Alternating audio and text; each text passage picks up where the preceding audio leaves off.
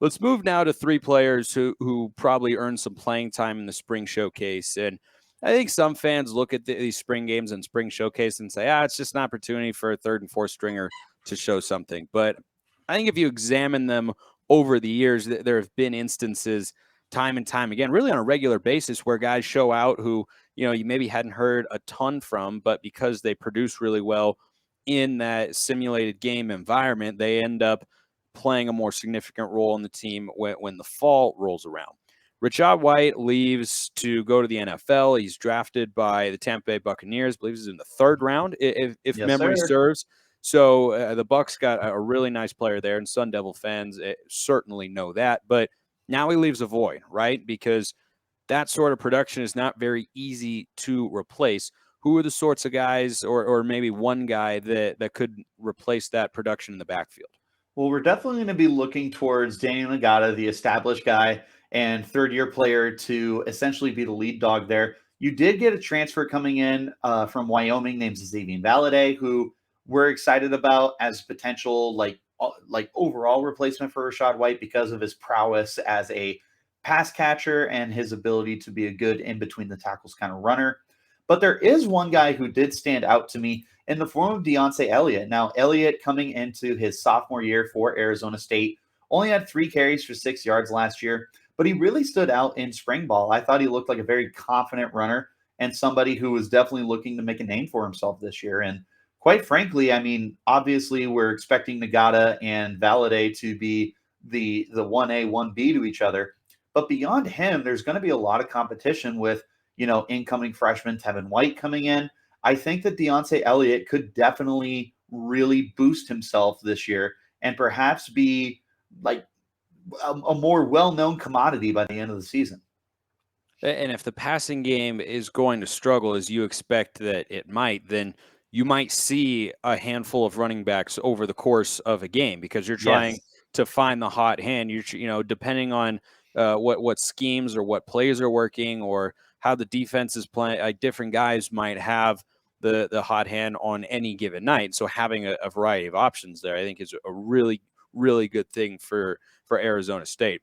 Later in the show, we're going to get to Jermayne Lole, and that whole it is a weird situation in my view, and so we will most definitely get to that. But let's assume the worst comes to pass here, and he ends up leaving the program, and so Arizona State is looking for production on the defensive line. Who's somebody who could fill into that void, which they had to fill a season ago because he was out with an injury? Were there any guys on the defensive front who stood out in the spring showcase? Well, the good news is there seems to be a decent amount of D-line depth, and one of the main guys that I'm looking at is Omar Norman-Lott. BJ Green will be coming back. Those two are definitely showing some ability from their freshman and sophomore and freshman years respectively. But look out for incoming defensive lineman Dylan Hall.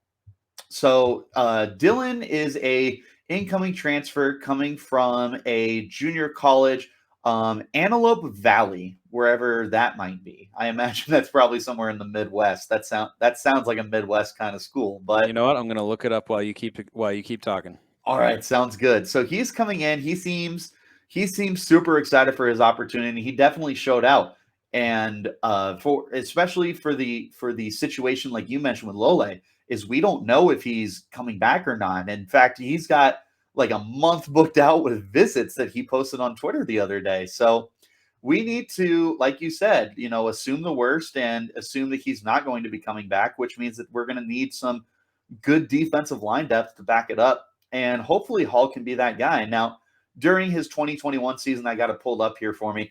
He registered 4 sacks, 11.5 tackle for loss, 35 tackles, 2 forced fumbles, a pick, and 2 fumble recoveries and a forced fumble. So, I mean, he did a little bit of everything for you. And he's definitely going to be one of the guys that they're going to be relying on to provide some good depth for the defensive line. This is a very weak secondary all of a sudden, as you lost Jack Jones and you lost Chase Lucas and a bunch of other guys.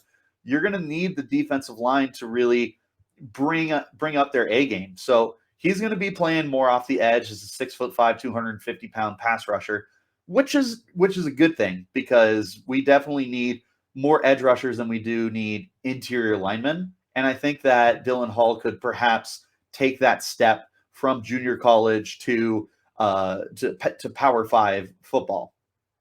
If you talk to any defensive coordinator, I think that he'll tell you good corners are often made by good defensive linemen, because if corners know that they have to cover for a long time, they have to play their coverage assignment completely different, whether it's man or zone. But if they know that they're only going to have to stay with their receiver for, 3, maybe 4 seconds, and they won't have to do an entire scramble drill, then they can play much more aggressively. And that's, the hallmark of any great defense is the ability to get pressure with 4. If you can get pressure with 4, it just opens up a lot of things for your defense at the back end. Speaking of the secondary, Khoury Bethley, a guy who I heard some rumblings about and showed some good things. What did you see from him in the spring showcase for the Sun Devils secondary?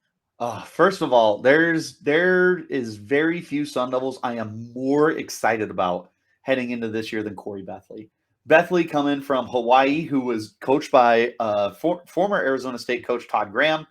And really, that actually ended up being one of the things that drove him to end up coming to Tempe for Arizona State University, is the connection that Graham had to the program. Is Graham really boosted up the image that Bethley ended up having for the program, which led him to transferring to us. Now, this is a hyper productive player coming in from 4 years with the Rainbow Warriors.